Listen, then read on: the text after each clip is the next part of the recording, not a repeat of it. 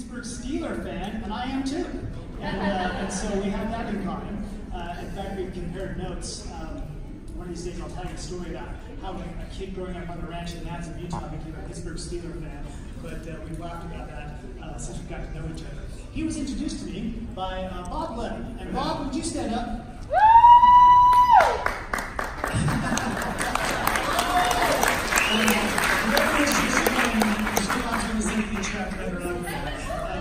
Bob is one of these guys that's behind the scenes. He's been behind the scenes of a couple of companies that I've been involved with. And he is one of these guys that I would compare to Richard Jones, who just has connections all over the place. His connections have connections who have connections, and it's really benefited us, and it will continue to as we go and do some other efforts moving forward. But it was his introduction that led us to our relationship with Dr. Maroon and his colleague, Jeff Welsh, who we'll hear from in a couple of minutes. And so I want to thank him for that, because that's a really important part of what we're doing here. Dr. Maroon is another guy who is actually optimally heighted, like me. He's not very tall, and he's just the right height. We fit in almost everything. We don't have to worry about that. We can buy our clothes off the rack and all that good stuff. And he also is a superb athlete. I said also. Okay, he is a superb athlete.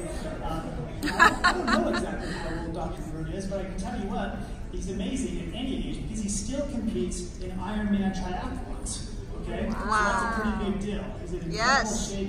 He's an incredible example of everything that you'd like to be your doctor, your friend, and in our case, a member of our advisory board. So put your hands together and help me welcome Dr. Maroon. Woo!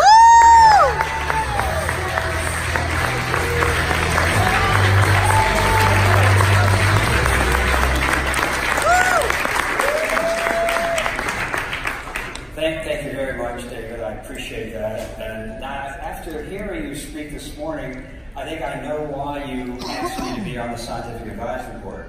First of all, I'm shorter than you are, and I'm losing my hair. So we're going to be very close friends. Ladies and gentlemen, it's a great pleasure to be here with you today and to share the speakers and the knowledge that we're all hearing. And it's also really a great testimonial and affirmation of the kind of people that are involved in this program. Their integrity, their passion, their commitment, and also the products that they've selected for all of us really to utilize and get out to our friends, our colleagues, and our patients. And it's a little different kind of an audience that I'm used to speaking to. It's usually dry physicians who sleep through most of the talks, and not the passion and the exuberance and the activity that I witnessed here today. But when I think of different audiences and talks, I think back many years ago. I had to do a talk to a large group of neurosurgeons in New Orleans. I had no idea what to talk about. And I called my friend who was president of the Neurosurgical Society, Bruce Sorensen at the time. Bruce was an elder in the Church of the Latter-day Saints, right down here the street. And I said, Bruce, what do I talk to this audience? And he said, Joe, what's important is that you speak from the heart. So what I'm going to do this afternoon, I'm going to speak from the heart, and I'm going to tell you essentially three things. We heard quite a bit about personal adversity. No one in this room has escaped it. I'm going to talk about, from the heart, my own personal adversity. And then I'm going to share with you how I got out of the adversity, how I recovered, and give you the secret to a balanced life. Now, I know that sounds presumptuous, but I guarantee you, if you pay attention, when you leave here, you're going to be able to have a formula, like thousands and thousands of people, to balance their life. And thirdly, I'm going to share with you some information about epigenetics, nutrition, exercise, environmental toxins, and the control of stress. All four of these things lead to a balanced life and will serve you well.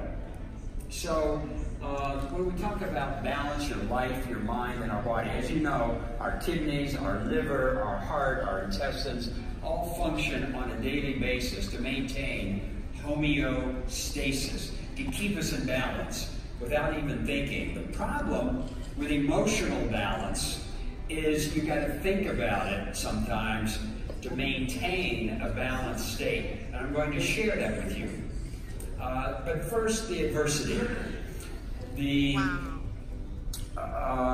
When I first got out, I finished college, medical school, 6 years of neurosurgical residency, went into neurosurgical practice at the University of Pittsburgh. I was very intent on being the very, very best that I could.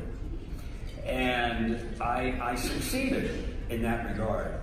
I was chief of the hospital in neurosurgery, leading good research, became appointed team doctor of the Pittsburgh Steelers, and everything was great. I thought everything was great, until suddenly, one February cold, wintry day, my father died of a massive heart attack prematurely at age 60. My wife left with our 2 children in the middle of winter, and I no longer could practice neurosurgery. I was completely distressed, dependent, and terribly depressed. So I moved from Pittsburgh to Wheeling, West Virginia, moved in with my mother, and tried to help her salvage the truck stop after the train wreck, the truck stop that she had acquired from my father. And basically one day I was doing awake brain surgery on patients with various types of tumors and epilepsy. And the next day I was working in this truck stop, literally filling up 18-wheelers, flipping hamburgers, and wondering, you know, what's a nice guy like this doing here? You know, how did this happen? I had absolutely no insight into what happened to me to a rather prestigious position and end up working in this truck stop, which I did for a year. I dropped out for a complete year working in this hole, and it really was a dilapidated thing. I never forgave my father. And I lived in a farmhouse in the middle of winter. My immune system was so suppressed, I contracted hepatitis. It looked like a yellow carrot. I was so enteric. And this is what I was doing, literally. And so I'm struggling with psychotherapy, with medication, with everything else. How do you get over such a traumatic event? Now, I know many of you, each of you, I'm looking at the ages of people there, none of you have survived adversity. So the question is how to avoid it and then how to deal with it. So one day the local banker called me and said, let's go for a run. I said, run? I can't walk. I'm 20 pounds overweight. I don't think I can do that. I eventually found a pair of shoes, a pair of scrubs. I made it around the high school track 4 times. Thought I'd die. Said never again. But that night was the first night I slept in months. So I went down the next day, and I did 1.25 miles, then 1.5 miles, then 3 miles. I was like Forrest Gump eventually, running through Wheeling, West Virginia. They said, there he goes.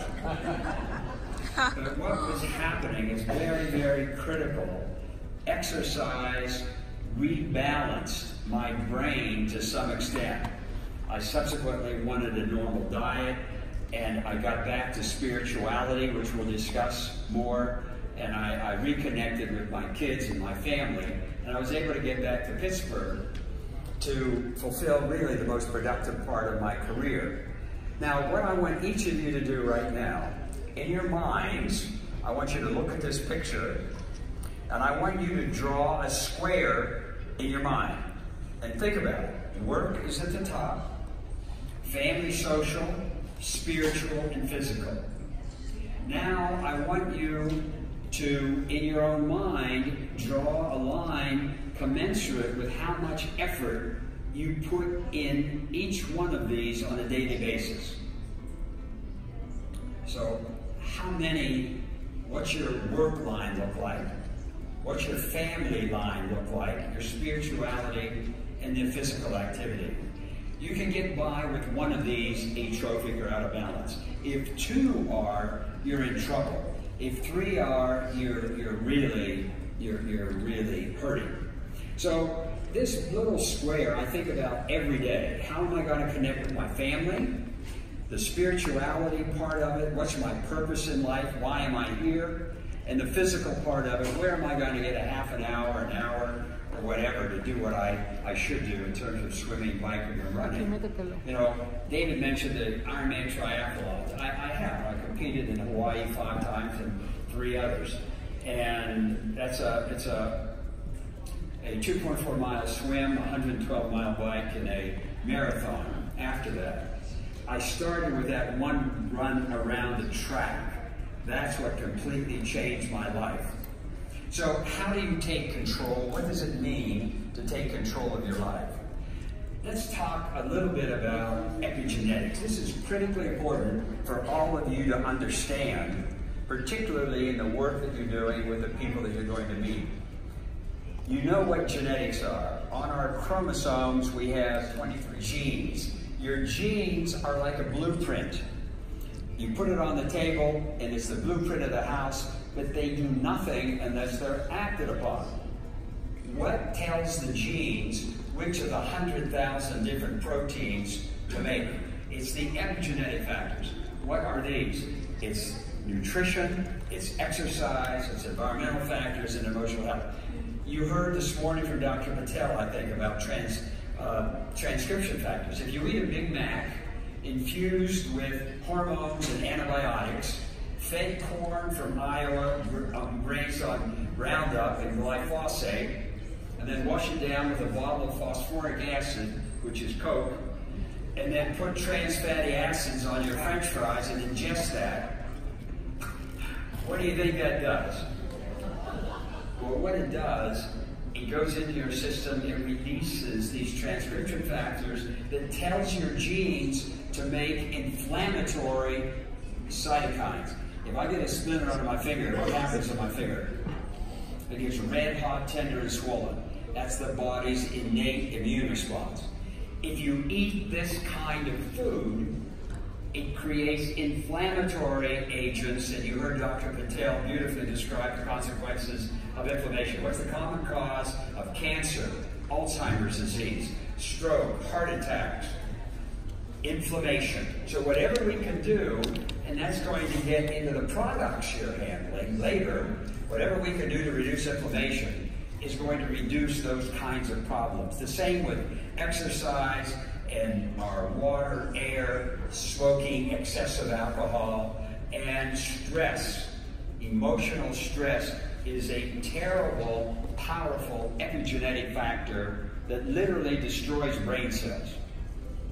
In contrast, if you take appropriate supplements, you eat a Mediterranean diet, polyphenols, a little calorie restriction perhaps intermittently, exercise, watch what you drink and don't smoke, and control your emotional health, you're going to make anti-inflammatory cytokines that's going to reduce the inflammation in your coronary vessels, in your joints, and in your brain.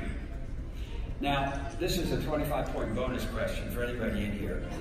What is BDNF? Very good, you win. Very good. Brain-derived neurotrophic factor. What does BDNF do? BDNF makes new brain cells. It increases the synaptic connections between brain cells, wherein memory is encodicity, the ability to take huge amounts of information, and like I'm doing now, project it in a coherent, semi-coherent fashion. So exercise is the best way to enhance your BDNF. So whenever I go for a jog or a swim, I don't think about anything else, but I'm increasing my BDNF and I'm making new brain cells. So maybe I'll remember things a little longer. So it's about resilience. You know, how do you develop resilience? The capacity to recover from difficulties and avoid disease, increase longevity. So what I'm going to do is talk a little bit about each one of these. We're talking about the diet, We'll talk about the physical, the social, and the spiritual. So, despite the fact that we have more food than any country in the world, we still have an obesity epidemic of 60% of people, 35% of adolescents are obese or overweight, and we're actually starving to death in many ways. What do I mean? We're not getting the right protein, the right carbohydrates, the right fat, and less vitamins, minerals, and as you can see on this slide. So, as was emphasized earlier, to avoid excessive inflammatory foods, particularly processed foods, which is now ubiquitous, and sugar, excess sugar, particularly refined sugar, is comparable to poison in many respects. It enhances diabetes, it creates diabetes by increasing your insulin resistance, and it affects your bowel and your microbiome in a significant way. And we're going to talk a little bit about the importance of the microbiome, particularly related to LinQ. So, when you get into the fourth quarter, like I am, you become very sensitive about things like dementia, about Alzheimer's disease. 1 in 9 people over the age of 65 will have Alzheimer's disease. 1 in 3 over the age of 8 will have Alzheimer's disease. What can you do about Alzheimer's disease? There are things that are preventive. Number one, and most importantly, is reduce the inflammation in your body, particularly in the brain. Alzheimer's is a neuroinflammatory disease in the brain. A healthier diet has been shown to reduce this. What's the most common cause of amputations, blindness, and kidney transplantation? Diabetes. So, terribly important in terms of the health choices we make. Why don't we eat healthier? People say it's too expensive, fast food restaurants, skipping meals, mislabeled packaging. The food industry learned a long time ago that people become addicted to fat, sugar, and salt. So what is so loaded in all the foods we eat and subsequently crave? Fat, sugar, and salt. And again, the consequences of that are horrendous. Dietary supplements. Who takes dietary supplements? Well, about 75% of the people in the United States do utilize some form of supplements. 65% of doctors, 70% of nurses. It's very common. Why? And they take them because they want to feel better, they want to prevent disease, and overall wellness. And also, we know that on your chromosomes, at the end of your chromosomes, are little caps called telomeres. And these, with age and with dietary indiscretion, lack of exercise, these telomeres shorten. And that's definitely correlated with longevity and health. So we know that in this NIH investigation study, telomeres can be increased with appropriate nutrition, particularly vitamins and minerals. And Optimend. These are fascinating products, ladies and gentlemen. You've heard something about it. I'm going to elaborate just a little bit more, though. So, who knows what butyric acid is? Raise your hands. Good. And we're going to talk about that in just a minute. But, so, poor diet and digestive disorders that were mentioned earlier, irritable bowel syndrome, celiac disease, Crohn's disease, all are very, very bad intestinal diseases. So, what does butyric acid do? You're familiar with the microbiome, everybody? Most people? The microbiome it's actually referred to now as our second brain. Our brain weighs about 2.5 pounds. All of the trillions of bacteria in our gut also weigh about 2.5 pounds. There is now a huge amount of research going on about the gut-brain connection. The gut-brain connection. If somebody's depressed, what's the first drug that they're put on? They're put on a serotonin, a selective serotonin reuptake inhibitor, an antidepressant. Yes. What do most of those do? They increase serotonin. Where is 90% of your body's and brain's serotonin made? In your gut. That's exactly right. BDNF is also a major factor made in your gut that we discussed earlier. Dopamine is another neurotransmitter that is made in your gut, the feel-good hormone. It's the hormone to addiction, actually. Opioids, amphetamines, all attack to the dopamine receptors in the brain, and you become addicted to it. But the point is, your gut is a major area of neurotransmitter production, and via the vagus nerve, the largest nerve in the body that goes back to your brain, all of the messages in your bowel and gut are transmitted back to your brain. And in addition, 70% of our immune function is in the gut. 70% of our immune resilience is in the gut. Butyric acid is essential for the microbacteria in our gut to thrive in a healthy way and make butyric acid. It's essential.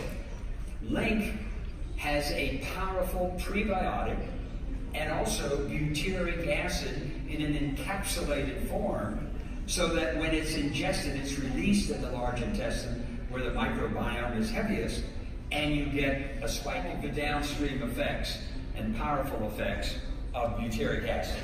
So it's just a hugely positive thing that we need to be aware of. And I mentioned the gut-brain connection. The microbiome is related now to depression, autism, eczema, as well as Alzheimer's disease. The studies that are going now on our bacteria are just phenomenal and just fascinating every day. So LinQ is a product that really is involved not just in intestinal health, but brain health as well. Optimend, you heard a beautiful discussion by Rich Patel this morning about silent inflammation. I mentioned a little bit about silent inflammation. In just a few minutes, I'm going to have my associate, Jeff Bose, come up and talk about a study, an anecdotal study we recently. In fact, Jeff, if you're back there, maybe right now, this is Jeff. Jeff has been with me for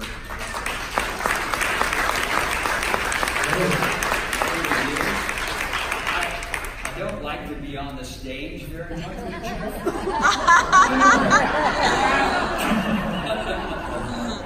We'll stay on this. So I've got to step over here, Jeff. If you don't mind. And if you tell the audience about what the study we did. Well, thank you, Dr. Maroon. I'd like to thank all of you for some of the questions I've had during the last couple of days here, as well as the Activz team. It's really been exciting for me as well. As Dr. Maroon said at the very beginning, and as David introduced us, we work in neurosurgery. We've probably done thousands and thousands of operations, but in fact, we've seen tens and tens of thousands of patients in our office. So not everyone who comes to see a neurosurgeon requires to have surgery. There are many other techniques that we use over the years that are non-surgical. And up until about 10 years ago, one of the things we used predominantly was non-steroidal anti-inflammatories. Motrin, Activz. Learned is about 16,000 people a year die of non-steroidals. They die of bleeding ulcers and other GI-related problems, including kidney failure. So we took it upon ourselves to look at alternatives. We initially found some supplements that work very well, and we've had people, many people who were scheduled for surgery who called us a day or so before surgery and said, I don't need that surgery, I feel so much better taking a dietary supplement. So where we were very intrigued when Activz developed the Optimend product, and so we recently received a shipment that we tried on our patients, and the results I would have to say are phenomenal in the sense that we tried it on about 6 patients. And I'd just like to give you some of the results of those patients.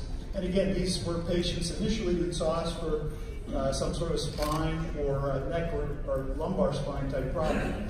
The one we gave the Optimend for a 2-week period had severe neck pain and headaches. I called her, I said, how you doing? She said, I'm feeling great, I have no more headaches. I said, oh, that's wonderful, I'm glad to hear it. She said, how can I get some more of that? So I think we'll have to work on that. So the first patient was very positive. The second patient said, I also had neck pain, and we called them, or I called them, and it was also a female, and she said, you know that injection you scheduled for me, that you and Dr. Maroon scheduled? I canceled that because my neck pain has gone away. She said, I have no more neck pain. The injection that I was going to get for severe inflammation of the nerve root going out to one of her arms, she didn't require it. So hopefully that continues. But the third one I think was the most intriguing. And it goes back to the fact that Optimend not only works on acute inflammation, but it also works on chronic inflammation. This person, unbeknownst to us, also had tinnitus. Who has tinnitus? Ringing in the ears. About 50% of people over the age of 55, especially men, have tinnitus. Tinnitus can be from annoying to driving some people crazy. And so there's a lot of problems out there. We don't typically ask someone if they have tinnitus.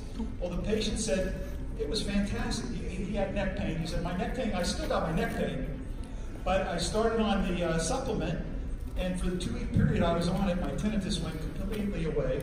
I ran out of it, and it came back. And I think, these are results that we're seeing. It's not scientific. Eventually we will do a further investigation, but I think it's phenomenal. It works through an anti-inflammatory pathway, and right now we're very pleased with it. Yes. Thank you, Jeff. Thank you, sir.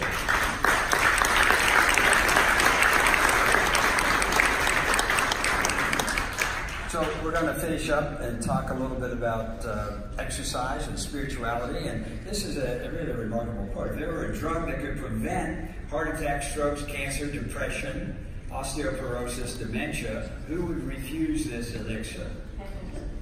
Well, 20% of Americans do.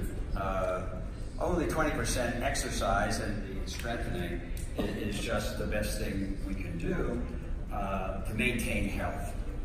And we also, there was a study done at the University of Pittsburgh by the psychiatry department. They actually measured the size of the brain very accurately with MRI in patients who were depressed, chronically stressed, and they showed that not only did it improve brain circulation, but it improved the thickness of the brain, particularly again the hippocampus, where memory is served.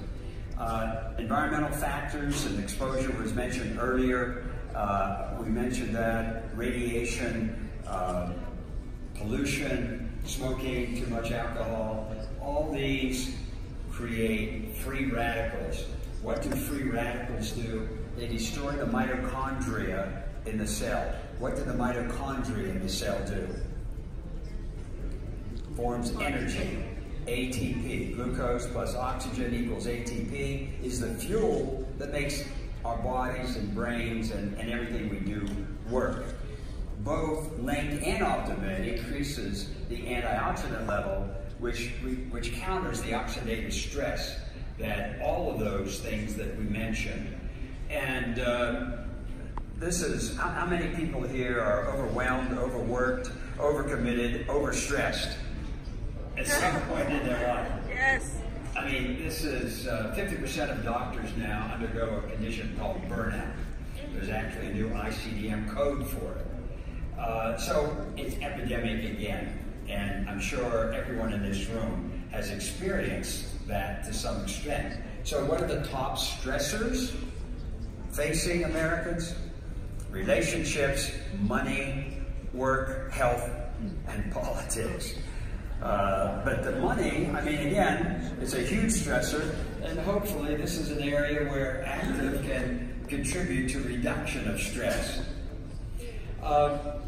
Finally, spirituality, a goal. What does spirituality mean? Really, it's what's it all about, LP? What's our purpose in life? Why are we here? What are we here to do? This is Father Ephraim. He was the head of the Greek Orthodox monasteries in this country. He became a friend and patient of mine. He's considered a living saint. And he gave me this prayer rope quite a few years ago. And he urged me to use the prayer rope, not just for myself, but for my patients. And what I did subsequently, I don't try to convert anybody to any particular religion, but before going into the operating room, there's no period in your life that you're more stressed, worried, or concerned. And I've found that if I say a little prayer, ask the patient, do you pray? Yes. If they say yes, I wear this around my neck actually in surgery. And I take their hand and I say, today is the day the Lord hath made.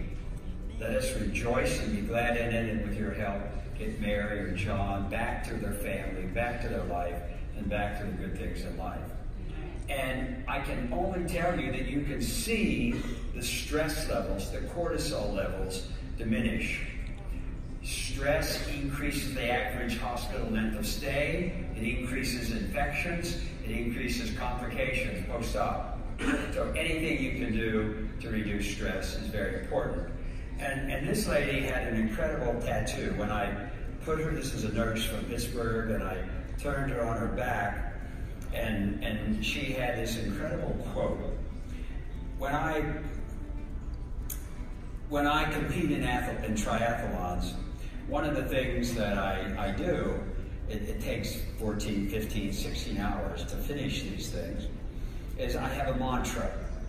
And the mantra, as I'm getting into the ocean with 1,800 other swimmers, wondering if I'm going to make it, is, he who trusts in the Lord shall be renewed. He shall rise up on wings like eagles. He shall run and not be weary, and walk and not be tired. And it's something that I've said 1,000 times during these races. And this particular woman, I turned her on her belly, and it was just, tattooed on her back was this verse from Isaiah 40. I rushed out and I played the lotto that day. I mean, the likelihood of that happening is just unbelievable. But anyway, what we're talking about, I've summarized for you a little personal story, the secret to a balanced life, the role of epigenetics, nutrition, exercise, stress, and how to take control and develop your own resilience. And all of this is actually from the book that I recently published, Square One, A Simple Guide to a Balanced Life, in which you can find more or less what I said today in this. I would never advertise or say anything, but it makes a great Christmas gift. And Dr. Sanjay Gupta actually from CNN said it's already changed me, and many other people have been very positive about it. So the goal to live longer, happier, and a healthier life, to maintain homeostasis, to maintain balance, and also to pass on the information, the knowledge that you have to your colleagues, your friends, your family, and to do what you can do, not only for yourself, but for those whom you are talking to and explaining the health benefits of various products being offered here. Thank you very much.